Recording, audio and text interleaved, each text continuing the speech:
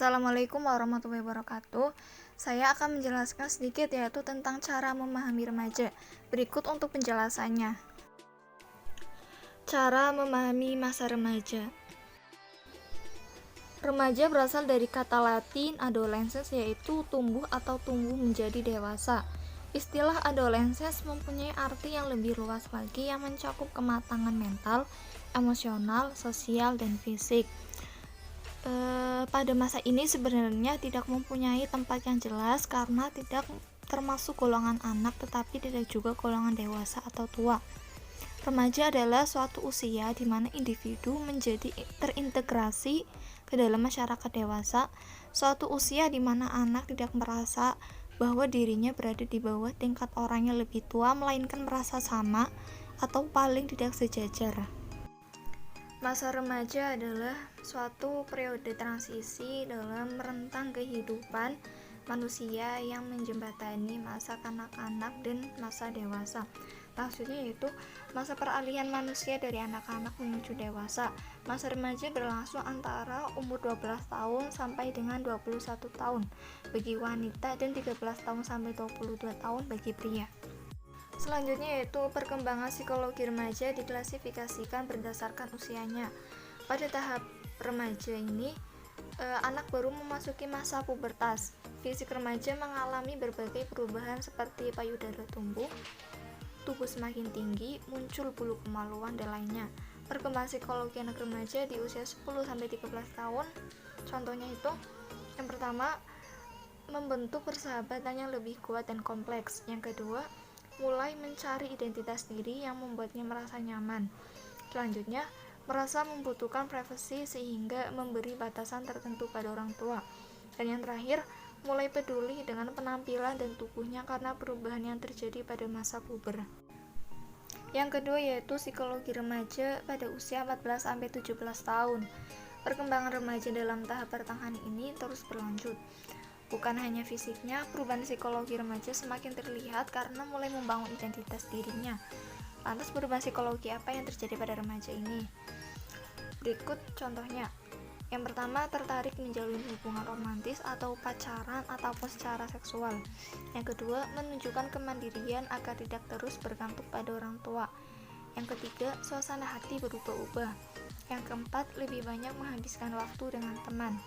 Lalu contoh terakhir yaitu mulai bisa berpikir dengan logika, tapi sering terdorong oleh emosi sehingga bisa melakukan hal-hal beresiko, seperti mabuk-mabukan atau seks bebas.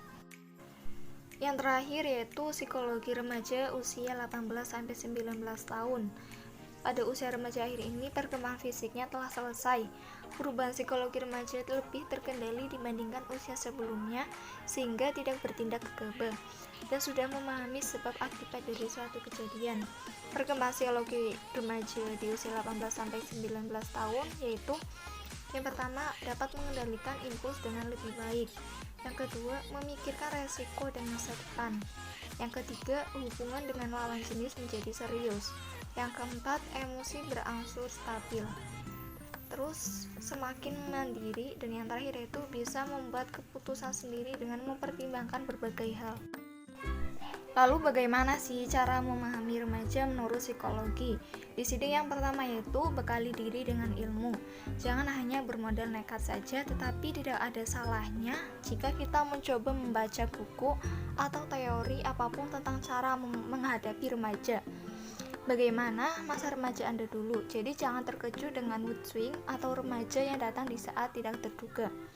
Semakin siap orang tua menghadapi perkembangan masa remaja anak, tentu bisa lebih mudah mencari solusi ketika ada masalah.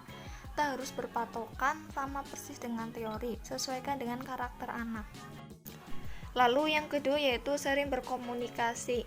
Komunikasi adalah kunci keberhasilan orang tua ketika menghadapi perkembangan emosi remaja yang tak bisa ditebak. Ketika anak menarik diri, jangan ikut menutup diri, tetapi ajak anak berkomunikasi dan berbicara tentang semua perubahan yang mereka rasakan, mulai dari menstruasi pertama kali hingga mimpi basah. Jangan ada batasan untuk berbicara segala topik yang mereka rasakan. Tetap berikan perhatian pada anak sebagai bentuk kasih sayang.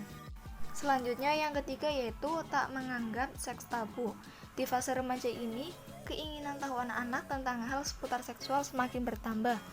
Fase pubertas yang bisa membuat anak merasakan cinta monyet dan perubahan bentuk fisik. Jangan jadikan seks sebagai tema yang tabu. Hadirlah sebagai orang yang bisa menjawab rasa penasaran mereka sebagai teman. Apabila anak merasa bingung dengan perubahan fisik dirinya dan teman-temannya, bahas dengan cara detail. Sampaikan apa saja perubahan yang bisa terjadi dalam beberapa tahun ke depan. Apabila orang tua merasa tidak bisa menjawabnya, ada banyak psikolog atau buku soal seks remaja yang bisa membantu. Memberikan pendidikan seks pada anak diketahui dapat mencegah anak terkena pelecehan atau penyimpangan seksual. Lalu yang keempat yaitu posisikan diri sebagai remaja.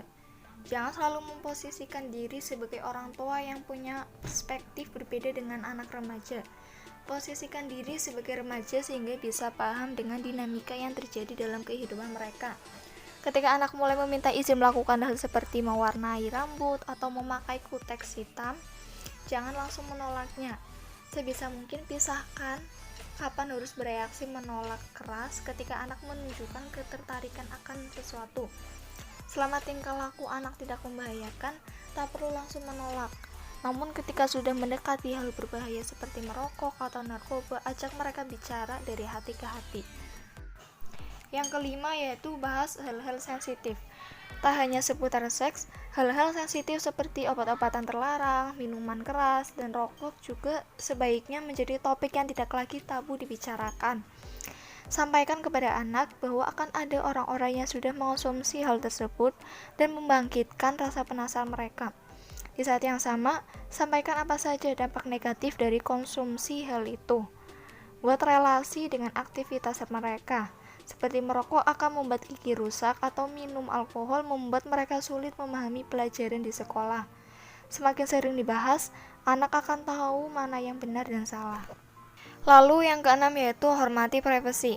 Semakin besar anak, hak mereka untuk mendapatkan privasi tentu juga semakin besar.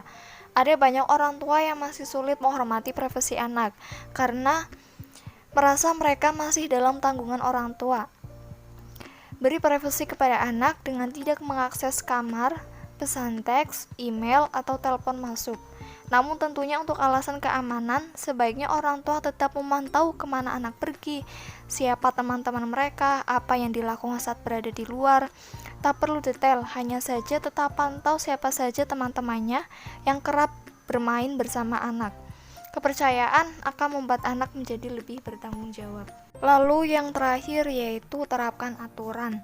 Contohnya dengan memberlakukan jam malam agar waktu tidur mereka tidak berkurang dan mengganggu konsentrasi belajar. Sekian penjelasan dari saya, semoga apa yang sudah saya jelaskan bermanfaat bagi kalian semua. Terima kasih. Wassalamualaikum warahmatullahi wabarakatuh.